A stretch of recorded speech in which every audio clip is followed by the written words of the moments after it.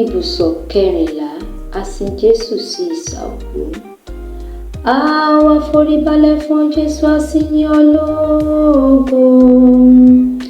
Nítorí nípa àgbélébùú mímọ́ rẹ̀ ló ti fi ráráyé padà. Kí a tó ṣe isà òkú tí ó gba ìṣúra ọ̀run òun ayé, ẹ tún wo olùfẹ́ olùgbàlà yín sí láwòdẹ́kùn. Nísinsìnyí ni mo tó mọ rírì ohun tí mò ń pe ohun asán àti eré. Kí ni wọ́n ti sọ Ọlọ́run àti Olúwa mi dà yìí? Àti nípa rírí àwọn ọgbẹ́ wọ̀nyí, ìwọ ọkàn mi a tún lè máa dẹ́ṣẹ̀ sí Ọlọ́run tí ó dára tó bẹ́ẹ̀ bí?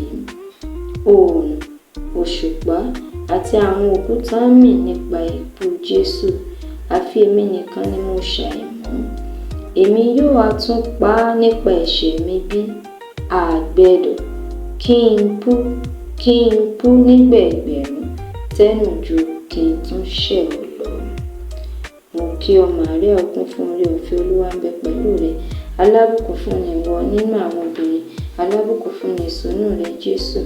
Màríà mímọ́, ìyá Ọlọ́run, gbàdúrà fún wa àwọn òtòṣì ẹlẹ́ṣẹ̀ nísinsìnyí àti ní àkókò ikú wa. Àmín. Ṣàánú fún wa Olúwa, ṣàánú fún wa.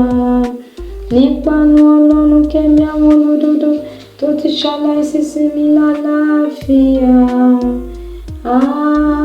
Àmín. Nígbà tí ara mi bá kú, mú kí ọkàn mi kó wá jẹ́ ògo tí ọ̀run rere.